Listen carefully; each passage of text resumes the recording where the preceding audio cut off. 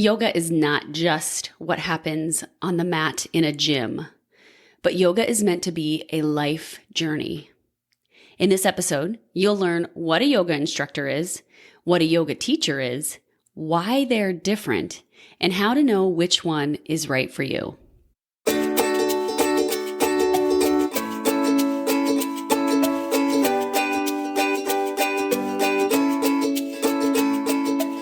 Welcome to Health, Harmony, and Happiness with Kathy.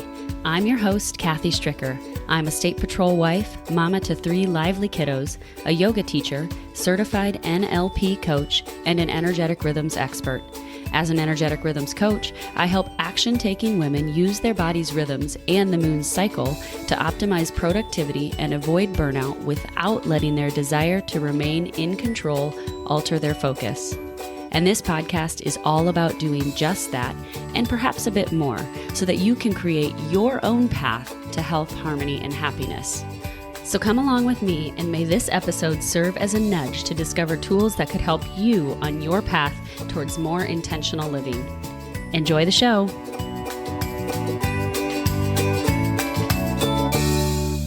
Hey friends, welcome to episode 77 of the podcast. I am glad you're here. Today we are back on the topic of yoga, something that I am very passionate about and have explored, I guess, if you will, for, the past 18 or more years, at least. Yoga is just such a different practice than any form of exercise. But the way I teach yoga, it is intentional movement. And it also encompasses a whole lot more than just that intentional movement. And that's what we're getting into today. We're going to talk about the differences in a yoga instructor versus a yoga teacher. Before we get into that topic, I have a little bit of administrative work that I want to bring you into the loop on. We're going to be switching the podcast to 2 episodes a month instead of 4 episodes a month. So instead of getting an episode every week for now, you're going to be getting an episode every other week. You can still find a ton of great content that I'm creating and putting out there on Instagram and Facebook and in the Facebook community. So the social media accounts for Karen Yoga Wellness will be the place to find that content. But for the time being, we're just reducing the number of episodes each month, and we'll get back to weekly episodes at some point. But for now, an episode every other week is what's going to be happening. And I hope that you consider checking out some of those other avenues where you're able to get content, whether that's through email, Instagram, or Facebook. On with the show. So the difference between a yoga instructor and a yoga teacher is what we're talking about today. Now, you might use those words interchangeably. A lot of people do. But every time someone says that I'm their yoga instructor, it kind of makes me cringe just a little bit. And that's just me getting in my own way, I'm sure. But I want to let you know that there is indeed a difference between a yoga instructor and a yoga teacher. Maybe it's my little ego voice inside of me jumping in to say, no, I'm not just a yoga instructor. I'm so much more than that. And maybe I need to quiet that little voice just a little bit. But also I think it's just the fact that as a society, we don't generally realize or understand that there is actually a difference in an instructor and a teacher. And so I want to lay that out for you today and help you understand the difference and help you maybe even use this information to decide which one is right for you. Because perhaps maybe a yoga teacher isn't right for you, but the yoga instructor is exactly what you need, and it's adequate for what your desires are and for what your needs are. So let's dig into it. A yoga teacher does more than just teach a fitness yoga class in a gym or a club. We guide you in a journey of self-discovery and understanding, starting with what happens on the mat. Starting with that intentional movement. That's how we begin to guide you through this journey of self-understanding and self-discovery. On the other hand, Yoga instructors are people who may teach yoga in a gym or club, and that's where it ends. But a yoga teacher acts as a guide on your life journey of self-discovery. And that's the key difference. But I want to break it down for you even further. So listen on. Anyone can go out in front of a group of people and teach a yoga class or teach basic yoga moves and postures. They might even be able to teach some pretty complex yoga moves and postures. They might be able to string those postures together haphazardly and create a certain feeling in the people that they're leading. But a yoga teacher takes the work you do on the yoga mat and helps you translate it into self-discovery. You might be at a place in your yoga practice where you're simply coming to the mat because you want that movement. That's okay. That's okay. So maybe you would consider your yoga teacher an instructor at that point. And this was not in my notes, and I'm simply riffing now, but perhaps that's what you need in that moment, is just to be able to do the physical to get to the mat, to go from point A to point B, where there is a distinct point A and point B. Maybe the yoga teacher is beyond what you need at that point, and that's okay. An instructor is someone who gets you from point A to point B within a relatively short period of time. They help you reach a specific goal. Maybe that goal is weight loss. Maybe that goal is being able to touch your toes or just simply being more mobile. Whereas a teacher is concerned with your benefit in a broader sense and perhaps over a longer period of time. They may have a more holistic approach to the outcome rather than focusing on a specific number of steps to take to get to an end point. So it might not be as clear-cut as come to class 3 days a week, do this, this, and this, and you're going to achieve this. And that's often what we see with instructors. They have a clear path, a clear set of goals or benchmarks to hit and to reach in order to get to an intended outcome. But with a yoga teacher, they're more concerned with your experience on the way to wherever the end may be. And quite honestly, if I'm talking honestly here, the end is actually death, right? And I know that sounds morbid, but when you begin practicing yoga, although there may come a point where you are fully self-actualized. And I know that sounds morbid, but when you begin practicing yoga, although there may come a point when you are fully self-actualized, that may not be desirable for you or for the majority of people out there. So that being said, the end goal could be just the end of your life, that you are seeking to be a more whole and complete and loving, kind, compassionate, understanding individual over the course of your lifetime. So it's not necessarily a point A, point B. To train for this, take these steps to get to here. Yoga means union, specifically union or the interconnectedness of all things, which of course means the union of the body, mind, and spirit. Those elements being seen as all one whole unit. So a yoga teacher may focus on more holistic practices such as yoga theory, spirituality, meditation, breathwork, and mindfulness, whereas a yoga instructor may have more of an emphasis on the physical aspects of the practice, alignment, postures, and making it more physically demanding. However, a great yoga teacher incorporates all these things when teaching or working with a student and does so by reading the room or what the student needs on that day. The student who walks through their door, the client who walks through their door. A great yoga teacher is going to be able to feel the energy and sense and ask the questions in order to know what to put in front of that client or student on that day.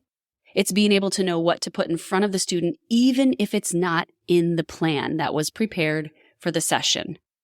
Now, I'm not saying that an instructor couldn't do this as well. I'm just saying that an instructor's focus may not likely be as holistic as a teacher's focus is. It may not include all of the other elements such as breathwork, meditation, coaching, understanding the mind or where the student is coming from in order to get them to the vision of where they want to be. By reading the room or the client on a particular day, the yoga teacher often has a more individualized or personal approach to guiding a student according to their unique needs and intentions on that day, whereas an instructor may take a more standardized approach. Another way that yoga teachers and instructors are different is that a yoga teacher has likely gone through a higher level of training than an instructor. An instructor may have received their training through a gym, club, or organization that also certifies in other physical practices like group fitness or personal training. But someone who considers themselves a yoga teacher has likely had a broader scope of training, which also included yoga theory, philosophy, and history, along with other spiritual practices, as well as anatomy and physiology. So as well as the alignment and posture and sequencing that the yoga instructor may have gone through. There's no specific certificate or licensure for yoga teachers, actually, but there are registering bodies that recognize teachers who have done so many hours of training and who continue to learn and continue to deepen their education as a lifelong journey. That's how to differentiate between a yoga instructor and a yoga teacher. And I hope that painted a clear picture for you of what the difference is. But there's one other word that I want to bring into this that often gets thrown around with maybe just little to no understanding of what it actually means. And that's the guru. So where does this word guru come in when it comes to talking about teachers? A guru is indeed a type of spiritual teacher that often has a specific spiritual path that they are taking a student down to achieve a higher state of consciousness or spiritual awakening. And gurus are often thought to have a more intimate relationship with the student, knowing the student on a more personal level as almost a sacred bond. This does not mean they have an intimate physical relationship with the student at all. I know that there have been instances where this has been the case in the past, and I'm sure there will be instances in the future where this is the case, where the teacher-student relationship crosses the line. That's not what we're talking about here. That's not what a guru is considered to be. Traditionally, in Eastern cultures, once a student begins to follow a guru, that's the path that they take to learn from that one person to come into a higher state of consciousness. When we practice yoga, are we seeking to come into a higher state of consciousness? In a way, we're seeking more understanding of who we are as people. So in a sense, that may be considered elevating your consciousness. But that doesn't mean that you have to seek out some sort of guru. Remember how I said that the guru is someone who takes you down a specific path. A teacher can very much still have a close relationship with their student and know them well on a personal level. That's part of what makes a teacher and not an instructor. But the energy behind the relationship is a bit different between when talking about teacher versus guru. The teacher is a guide, and the expectation that the student learns only from them isn't necessarily the case, whereas at times, if you're placing someone in that guru position, it may mean that you are only seeking out their knowledge and only seeking out their path or way of being. Not the case with a teacher. A great teacher will understand and know that there is likely a time when you will move beyond them and need to find other teachers and guides to help them on their spiritual journey as well. So if you're looking to learn yoga, get clear on what your intention is for seeking out a yoga practice or class. Yoga is often one of the first elements that draws people into beginning to understand and transform themselves. They come to yoga seeking to touch their toes and end up changing their lives. Knowing the difference between a yoga teacher and instructor is a big part of cultivating the self-discovery journey you want to take and how you intend to use the practice in your life. As I said at the beginning, if you indeed really are wanting to just touch your toes, then perhaps a yoga instructor is the way to go. But you'll likely have to keep trying and may even get discouraged when you get stuck, because a great or even good yoga teacher knows that you think that touching your toes is all you want to do. But in all actuality, nothing will change unless you start to do the deeper work to uncover and rediscover the parts of you that need healing and transformation. Because remember, as I said at the beginning, yoga means union. All parts are one. Transformation happens with just taking the first step towards what's 6 feet in front of you, as you might have heard me say. For you, that might mean starting with the foundation, which could be beginning to practice a yoga sequence that you can do consistently that will help you explore what a regular yoga practice can do for you. This doesn't have to be a complex sequence. It can be as simple as practicing a sun salutation.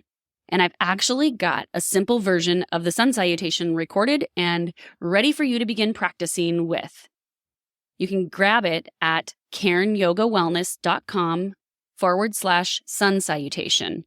And that will allow you to download a video to follow along with to begin moving through a sun salutation. After you move through several passes of the sun salutation, take a few moments to pause and witness the result. You might even journal on your observations. Remember, one of the 4 steps in flowing with life, even when things don't meet your expectations, is to witness the outcome. And that, my friends, is one of the places where journaling and reflection come in. You might even do this in the Daily Rhythms Tracker, that little handy tool that I've created to help you align with your rhythms, as I have created space in there to track your intentional movement as well as any other rhythm you might want to explore. But the sun salutation is a basic yoga formula that can either get you started with a yoga practice or perhaps encourage you to get back on the mat if you've taken a hiatus from practicing for a while. So check out the downloadable video in which I walk you through exactly what to do and how to breathe with your intentional movement. I will link to it in the show notes, or you can check out the show notes page, which is KarenYogaWellness.com/podcast77. Now you know the difference between a yoga instructor and a yoga teacher, why they're different, and how to know which one is right for you. I'm Kathy Stricker, and you've been listening to Health, Harmony, and Happiness with Kathy. Cheers to cultivating your own version of health, harmony, and happiness in your life.